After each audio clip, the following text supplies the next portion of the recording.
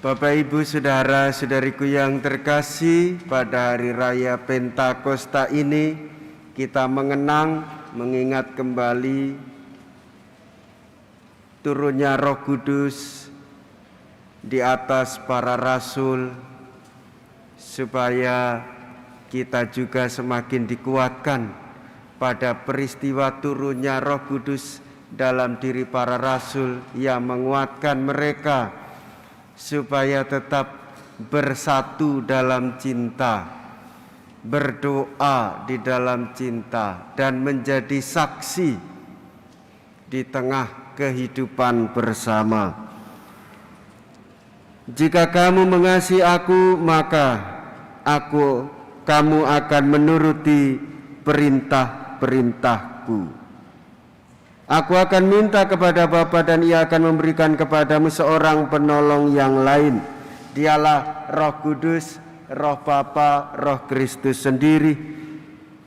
Dialah Roh penghibur, dialah Roh kebenaran yang membawa kita di dalam hidup yang benar.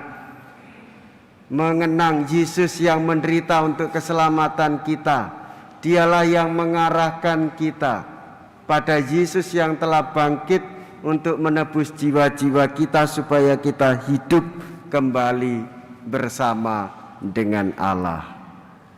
Pesan Yesus kepada para murid-Nya memberikan kekuatan untuk terus bersaksi. Lalu bagaimana dengan kehidupan kita sebagai orang-orang Kristiani? Saudara-saudariku yang terkasih, Roh Kudus, Roh penolong, Roh kebenaran ini dua hal yang menjadi sumber kekuatan bagi kita. Dialah Roh cinta kasih, satu. Dua, dialah Roh persatuan. Jika kita tidak mau hidup di dalam persatuan dengan Allah Tritunggal, maka kita akan mengalami kesulitan hidup di dalam kebenaran iman. Jika kita menolak cinta, maka kita akan selalu mengalami kesepian dan merana sepanjang masa.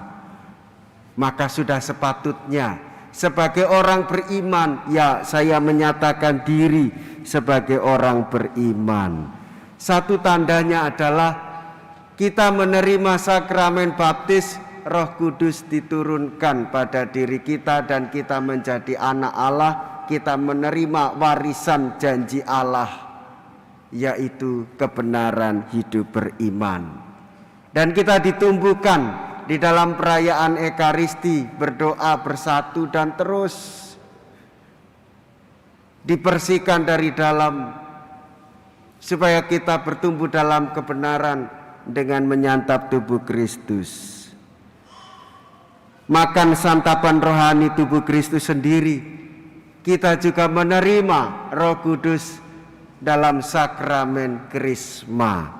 Maka Bapak, Ibu, Saudara-saudari, penyadaran bagi kita yang sudah menerima Krisma menjadi orang-orang yang dewasa dalam iman dan bersaksi sebagai orang beriman dewasa. Itu tandanya seperti apa? Berkorban diri untuk keselamatan orang lain, bukan mengorbankan orang lain untuk kekayaan pribadi. Salib Kristus yang menjadi sumber kekuatan bagi kita. Siapakah yang memampukan kita untuk melihat salib Kristus? Yaitu Roh Kudus yang membimbing kita. Memandang salib Kristus, kita menjadi kuat di dalam kehidupan, di dalam kerendahan hati, kesabaran, keramah tamahan, keberanian, dan takut akan Allah. Maka Bapak, Ibu, Saudara-saudariku yang terkasih, dengan menerima sakramen Krisma, kita ini menerima Roh Kudus menjadi orang dewasa, mengorbankan diri untuk keselamatan orang lain, kebahagiaan orang lain, dan pada hari ini kita diingatkan kembali. Dan buah berikutnya adalah menggerakkan orang lain yang sudah dewasa dalam usia, kepribadian, psikologis, sosial, tetapi belum krisma, maka diundang. Mari saudara, silakan menerima undangan gereja untuk menerima rahmat sakramen. Dan ciri khas hidup orang Kristiani Katolik utama, kekuatannya adalah cinta dan persatuan, dan itu tampak jelas di dalam kekuatan sakramen. Sakramen-sakramen gereja menandakan kehadiran Allah di dalam kehidupan keseharian kita. Dan siapa yang membuka itu supaya kita tahu, mengerti dan memahami serta mampu melaksanakannya dan bertindak secara dewasa dalam iman setiap hari? Roh Kudus. Maka saudara-saudari, kita juga diminta untuk bersaksi pertama-tama di dalam gereja, memberikan penghiburan. Saudara tetangga sedang sakit, Katolik dia, saudaraku, kamu sudah terima sakramen perminyakan? Oh jangan, saya tidak mau. Loh, saya mau bertanya, apakah saudaraku sudah menerima sakramen perminyakan? Saya nggak mau mati. Tidak saudaraku, saya bertanya kepadamu, sudah terima sakramen perminyakan atau belum? Aku mau nek terima sakramen perminyakan, kok aku ndang budal mati.